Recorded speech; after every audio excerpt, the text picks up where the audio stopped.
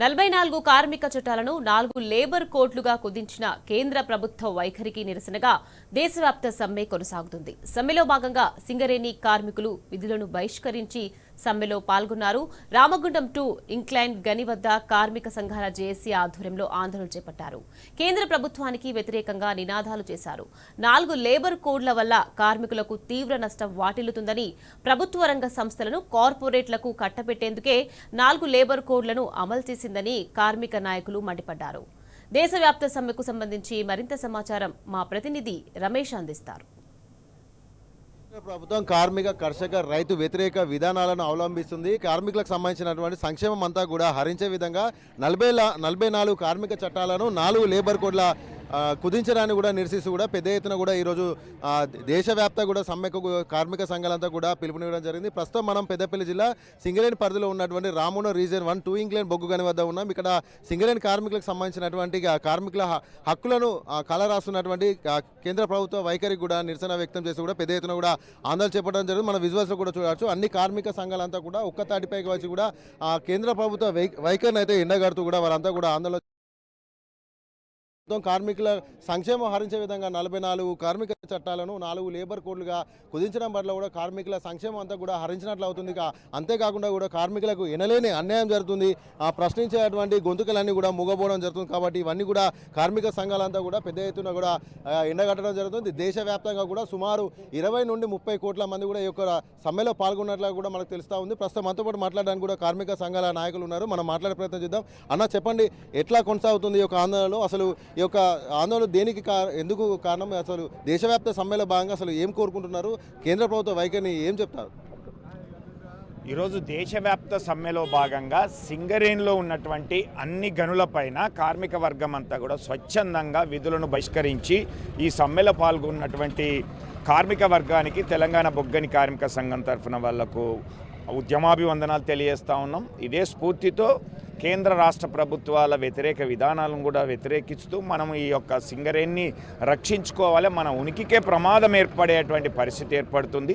ఈరోజు కేంద్ర ప్రభుత్వం తీసుకొచ్చినటువంటి 4 లేబర్ కోడ్లు, 29 చట్టాలు ఉన్నటువంటి ఒక్కొక్క స్పెషలైజేషన్ ఉన్నటువంటిది. అంటే నీ కార్మికునికి ఏదైతే ఇబ్బంది ఉన్నట్లయితే ఆ చట్టం ప్రకారంగా కోర్టుకు పోవడం కానీ, కన్సిలియేషన్కి పోవడం కానీ ఇలాంటి అవకాశం ఉన్నటువంటి దాంట్లో ఈరోజు కేంద్ర ప్రభుత్వం 29 చట్టాలను 4 లేబర్ కోడ్ల తీసుకురావడం వలన నీకు ఒక స్పెసిఫిక్గా ఉన్నటువంటి ఇష్యూ మీద కాకుండా జనరలైజ్ చేసేటువంటిది బాగున్నదని చెప్పేటువంటిది అది బుద్ధి తక్కువ విషయం తప్పితే ఇంకోటి కాదు అనేటువంటిది. రెండవది ఏంటంటే ఈరోజు సింగరేణి సమస్య చూసినట్లయితే సింగరేణికి ఈరోజు కేంద్ర ప్రభుత్వం వచ్చిన తర్వాత MMDR యాక్ట్ ఏదైతే తీసుకొచ్చిన తర్వాత ఏ బొగ్గు బాయి రావాలన్నా కానీ నువ్వు ఖచ్చితంగా ఆక్షన్లో పాల్గొని దాంట్లో పొందాలని. ఈరోజు ఆక్షన్లో పాల్గొన్నట్లయితే నీకు వస్తుందనే గ్యారంటీ ఉన్నదా అనేటువంటిది మనకు ఇప్పుడు ప్రశ్నార్థకంగా మారింది. అంటే ఇలాంటి ప్రభుత్వాలు ఈరోజు అనుకూల వ్యక్తుల కోసం ఈరోజు సింగరేణిలో కొత్తగా సైట్ విజిట్ విధానం అనేది కూడా తీసుకొచ్చారు. అంటే అనుకూల వ్యక్తులకు, సంస్థలకు కట్టబెట్టాలనేటువంటి ఉద్దేశంతో మోడీ తీసుకొచ్చినటువంటి ఈ చట్టాలు కానీ, లేకపోతే ఇక్కడ తీసుకొస్తున్నటువంటి కేంద్ర రాష్ట్ర ప్రభుత్వాలు తెచ్చినటువంటి ఈ చట్టాల వలన లేదా ఈ యొక్క నిబంధనల వలన సింగరేణికి ఉనికి లేకుండా పోతుంది, ప్రమాదం ఏర్పడుతుంది. దీన్ని రక్షించుకోవాల్సినటువంటి బాధ్యత మన పైన ఉన్నది. అందుకే ఈరోజు సింగరేణిలో ఉన్నటువంటి అన్ని సంఘాలు జేఏసీగా ఏర్పడి దీని మీద ఉంటే యాజమాన్యం కానీ లేదంటే కేంద్ర ప్రభుత్వం కానీ ఇటు రాష్ట్ర ప్రభుత్వం ఏమో చెల్లించడం లేదు, స్పందించడం లేదు. వేరే రాష్ట్రాలలో ఏదైతే కాంగ్రెస్ ఉన్నటువంటి రాష్ట్రాలు నిర్ణయం తీసుకోవాల్సినట్టు అవసరం ఉంది. బీజేపీతర రాష్ట్రాలన్నీ కూడా ఇది కాంకరెంట్ లిస్టులో ఉన్నటువంటిది కాబట్టి ఖచ్చితంగా రాష్ట్ర ప్రభుత్వ అనుమతి లేకుండా ఇక్కడ అమలు చేయడానికి వీలు లేదు 4 లేబర్ కోడ్ల చట్టాన్ని. ఆ విధంగా రాష్ట్ర ప్రభుత్వం, రేవంత్ రెడ్డి ప్రభుత్వం నిర్ణయం తీసుకోవాలనేటువంటి డిమాండ్తో పాటుగా ఈరోజు అందరం కూడా ఐక్యంగా ఉండి ఈ యొక్క సింగరేణి మనుగడను కాపాడుకోవాల్సినటువంటి ఆవశ్యకత ఉంది. మీరు చెప్పండి, ఎట్లా చూడవచ్చు అసలు కేంద్ర ప్రభుత్వ వైఖరి? అంటే 44 కార్మిక చట్టాలను 4 కోడ్గా కుదిస్తే కార్మికులు జరిగేటువంటి నష్టం ఏంటి? నరేంద్ర మోడీ అధికారంలోకి వచ్చిన తర్వాత ప్రభుత్వ రంగ సంస్థల్ని కార్పొరేట్లకి కారు చౌక కట్టబెట్టే కుట్రలో భాగంగా కార్మిక చట్టాల మార్పు జరిగింది. ప్రజలకు, కార్మికులందరూ తెలియాల్సింది ఏంటంటే అసలు చట్టం అంటే ఏంటిది, కోడ్లు అంటే ఏంటిది. చట్టాలని కోడ్లకు మార్చాల్సిన అవసరం వచ్చింది.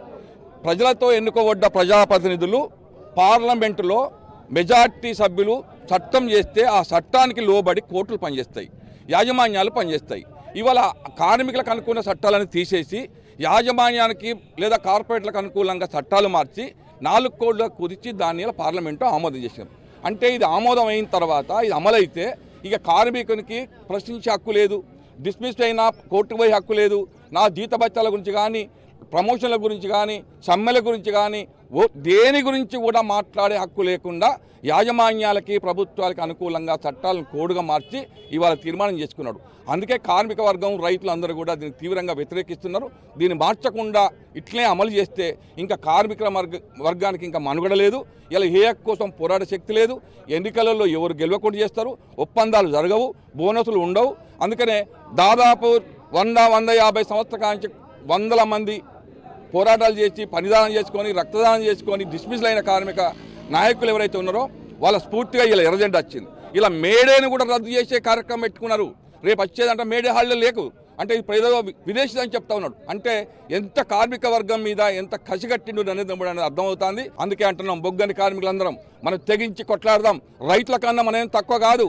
రైతులే ఊరుకు 4 మంది ఉన్న రైతులే ఒకటై నరేంద్ర మోడీ ప్రభుత్వాన్ని తలవంచి క్షమాపణ చెప్పించుకున్నారు. మనకు శాత కాదా, మనం కొన్ని లక్షల మంది దేశవ్యాప్తంగా ఉన్నాం, ఒక్కటి అవుదాం, నిరవధిక సభ పిలిపిద్దాం, ఇవి అమలు కాకుండా చూద్దాం, మన సంస్థలను కాపాడుకుందాం, కార్మిక వారి హక్కులు కాపాడుకుందాం.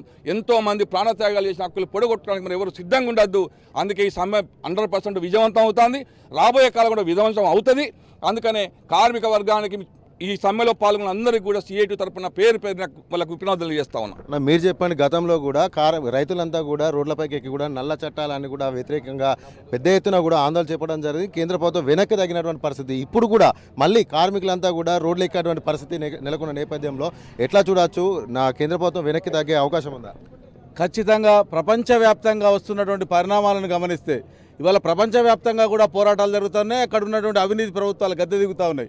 అధికారంలో ఉన్నటువంటి అన్ని పార్టీలు కూడా అవినీతికి పాల్పడుతూ ఉన్నారు. వాళ్ళ స్వీయ ప్రయోజనాల కోసం, వాని పార్టీ అభివృద్ధి కోసం ఇవాళ పనిచేస్తూ ఉన్నారు అనేదానికి ఇవాళ జరుగుతున్న పోరాటాలు, ఉద్యమాలే నిదర్శనం. ఇవాళ రైతు చట్టాలు ఎవరి కోసం తెచ్చిండు?